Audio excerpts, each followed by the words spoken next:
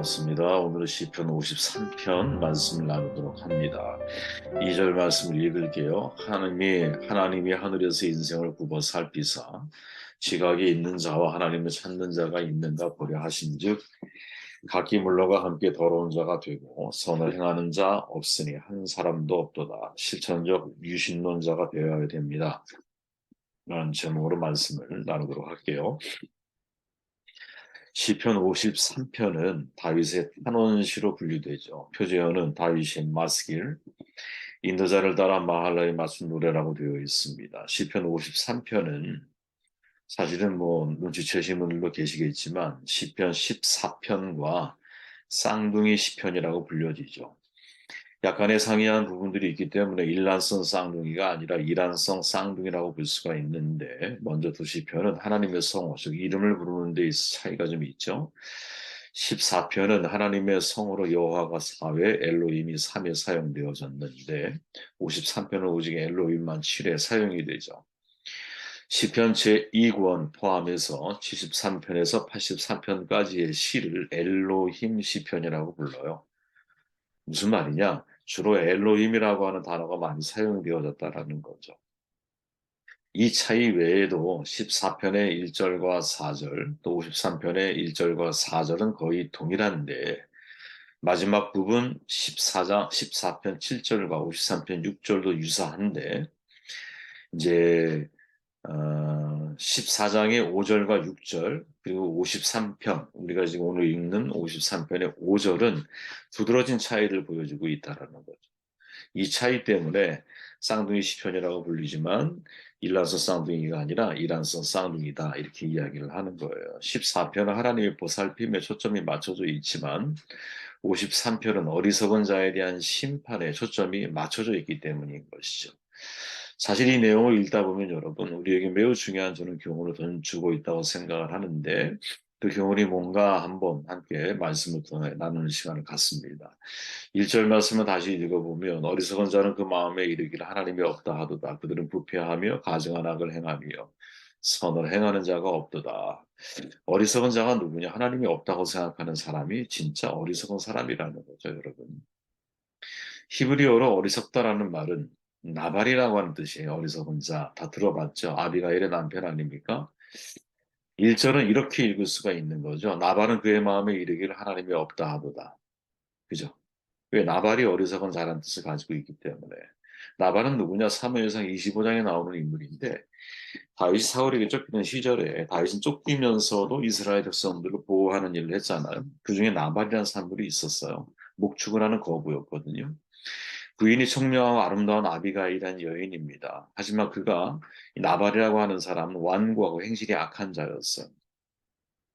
양털을 깎는 날은 목축을 하는 이들에게 추수와 같은 날이거든. 잔칫날이에요, 쉽게 말하면. 근데 다윗이 부하들을 보내서 은혜를 구하지만 나발이 다윗의 부하를 모욕하고 빈손으로 돌려보내죠. 이 소식을 다윗이 듣고 흥분해요. 400명을 데리고 와서 사실 끝장을 보려고 하죠. 근데 이 소식을 들은 아비가일이 급히 음식을 준비하고 종류와 함께 다윗을 만나잖아요. 그죠?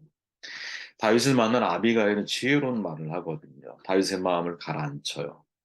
자문의 말이 있잖아요. 유순한 대답은 분노를 그치게 한다. 분노를 다스린다. 이게 아비가일의 특징이죠. 그녀가 이렇게 말합니다. 원하옵나니 내주는 이 불량한 사람 나발을 개의치 마옵소서. 그의 이름이 그에게 적당하니. 참 기가 막힌 표현이죠. 아내인 입장에서 보았을 때도 나발이 참 어리석은 사람이었다라는 거죠. 그의 이름이 나발이다. 그는 미련한 자입니다. 참 세상을 살다 보면 여러분 미련한 자와 살아가는 게 되게 힘들고 어려운 일이라는 걸 발견하게 돼요. 미련하면 안 되는 것 같아. 시편 53편에서 이 시인 다윗이 말하는 어리석은 자는 나발을 향하고 있는 거죠, 여러분. 나발. 그죠? 나발은 어리석은 자, 실천적 무신论자의 전형이에요. 시편 52편은 사울의 목자장인 도액을 다루잖아요. 우리가 어제 말씀을 나눴잖아요. 도액 이런 사람도 참 경계해야 할 사람인 거죠. 사실 52, 53, 53편은 4편 다음 주에 나누는 우리가 경계해야 할 사람들에 대한 소개가 그 속에 담겨 있거든요. 근데 이 도액에 대한 이야기는 사무엘상 22장에 등장해요. 그리고 54편, 다음에 봐야 할 54편의 표제가 뭐냐면 10사람 이야기가 나오거든요. 이 10사람들이 다윗은 사울 왕에게 내어주잖아요. 도움을 받았거든, 다윗의 도움을. 그 다윗을 배반하죠. 한 번도 아니야. 두 번이나 배반을 해. 사실은 우리에게 있어서 반면교사의 모습을 보여주고 있는 거죠. 그죠? 근데 이 10사람 이야기가 26장에 나와요. 23장, 26장에. 그런 점에서 53편이라고 하는 나발이라고 하는 사람이 왜 중요하냐? 바로 이 시편 53편에 이 사람이 이제 핵심적인 다윗이 지목하고 있는 사람이 바로 이 나발이라고 합니다. 시편 53편 1절에서 4절에서 어리석은 자, 나발의 생각과 삶을 그대로 사실은 묘사해주고 있는 거거든요. 그러니까 어리석은 자의 마음은 하나님이 없다고 생각한다라는 거죠. 이들은 의도적으로 하나님을 의식하지 않고 자기 인생을 계획하고 살아가는 사람들이에요. 시인이 말하는 어리석은 자는 여러분, 지적인 능력이 떨어지는 사람이 아니에요. 정신적으로 결핍된 사람이 아니에요. 오히려 세상적인 기준을 놓고 볼 때 이 사람은 세상을 지혜롭고 또 힘과 권력을 잘 유지해 가면서 세상을 잘 살아가는 사람일 수 있어요. 근데 문제가 뭐냐? 겉으로는 하나님을 믿는다고 말하며, 그죠? 근데 그들의 삶에서는 전혀 하나님이 느껴지지가 않아요. 그들은 자기로 가득 차 있는 사람인 거죠. 남을 위한 여백 없이 인생을 살아가는 사람이에요. 그죠? 남들이야 고통을 받든 말든 나만 편안하면 그 말인 거지. 자기 이익의 극대화를 취할 수 있다면 다른 이들을 수단으로 삼는 일을 전혀 거리끼지 않는 사람인 거죠. 윤똑똑이라는 말이 요즘에 유행어로 돌고 있잖아요. 윤똑똑이들이 많을수록 세상은 거칠어지는 거죠. 저만 잘나고 영리하지 않은 사람들. 신앙인들 가운데서도 이런 사람들이 있다라는 거예요, 여러분. 참 무서운 이야기죠. 내가 혹시 이런 사람은 아닌가. 3절 말씀을 보니까 각기 물러가 함께 더러운 자가 되고 선을 행하는 자가 없으니 한 사람도 없도다. 같은 시편 14편과 같은 내용의 반복이지만 앞의 내용과 이 내용은 조금 무게감이 다르죠. 뒤의 내용은 나발이라고 하는 대상자가 명확하게 결정이 되어져 있기 때문에 그래요. 근데 이 사람은 어떤 사람이냐? 겉으로는 분명히 신앙이냐. 그런데 선을 행하는 자가 없는 거예요. 선을 행하는 삶이 없는 거예요. 원래 시인이 말하는 어리석은 사람이란 원어의 뜻을 가까이 접근해 보면 뻔뻔하고 건방진 자라고 하는 뜻을 가지고 있거든요. 그러니까 신은 존재하지 않는다고 말하는 이론적인 무신론자들이 아니야, 이 사람들은. 내가 유신론자, 신은 계시다라고 사실을, 하나님이 계신다라는 사실을 내가 고백하면서도 삶으로는 하나님을 부인하는 사람들. 이걸 달리 표현해 보면 실천적 무신론자라고 보통 표현을 하는 거죠. 실천적이란 말은 여러분 외적으로 드러나는 행위를 가리키잖아요. 무신론, 내적인 믿음이 없는 상태를 가리키잖아요. 그러니까 외적으로는 내가 드러나는 행위가 있지만 실은 아무것도 믿지 않는 거죠. 기독교인처럼 말하고 행동을 하는데 그들의 내면은 하나님에 대한 존재를 믿지 않고 신앙이 없는 사람들을 가리키는 거죠. 그래서 시인이 말하는 거예요. 각기 물러가 함께 더러운 자가 되고 선을 행하는 자 없으니 한 사람도 없다. 그들은 하나님을 부르지 아니하는도다. 아, 이게 참 여러분 이 우리 자신을 정말 살펴봐야 되거든요. 아, 내가 실천적 무신론자가 아닌가? 내가 교회는 다니고 있는데 정작 남들에 대한 배려나 존중이나 하나님에 대한 사랑, 신앙 고백을 행동으로는 내가 가지고는 있는데 이웃 사람, 사람들에 대해서는 내가 어떤 삶의 태도를 취하고 살아가느냐. 여기에서 여러분 내가 실천적 신앙, 실천적 무신론자인지 아니면 실천적 유신론자인지가 결정이 되어집니다. 얼마 전에 은퇴하셨죠. 평촌 무지개교회 이호준 교수님께서 교회에게 하고픈 말이라고 하는 책을 통해서 한국 교회를 향한 심중소리, 마음의 소리를 전하거든요. 그대로 제가 한번 읽어드려 볼게요.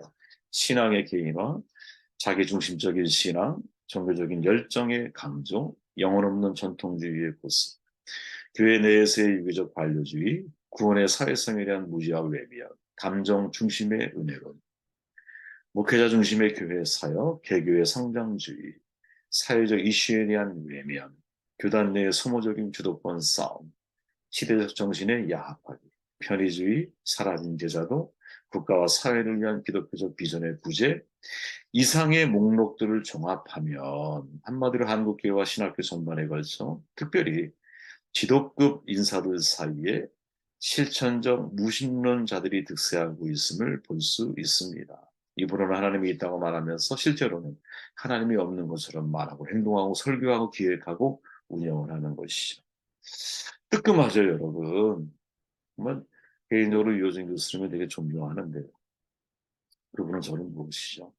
저는 그분에 관련돼서 이런저런 책을 보면서 그리 깔끔하고 명료한 그런 스타일의 분은 아니셔요. 한데 굉장히 이렇게 깊은 이 이야기를 다루시는 분이세요. 이분이 진단할 때 여러분 한국 교회는 실천적 무신론자, 특별히 누구에게 지도자 인사급들에게 이런 사람들이 많다라. 아, 두려운 거죠, 여러분. 내가 그런 사람이 아닌가. 지금 이제 디아스포라 교회들이 많아지고 있잖아요. 우리 CNMA에서도 디아스포라 선교에 대한 관심이 많은데 디아스포라 사역을 누가 제일 잘할 수 있을까? 이민 경험이 있는 사람이 제일 잘할 수 있겠죠.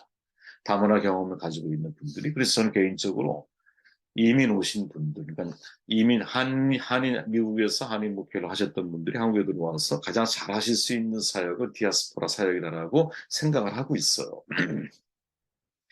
근데 미국에 있는 한인 교회들의 이제 문제가 뭐냐면 사실은 이민자에게 교제의 장소, 친목의 장소, 사교의 장소로 발전되어져 왔어요. 정보 교환을 하고 직장을 얻을 기회로 활용이 돼. 미국에서의 한인교회 목사님들이 가장 열심히 해야 할 것 중에 하나가 뭐냐면 손과 발이 돼주는 일이에요. 성도들에게. 이게 잘못됐다라는 말을 하려고 하는 게 아니에요. 얼마든지 신앙 공동체 안에서 이루어질 수 있는 일들이거든요.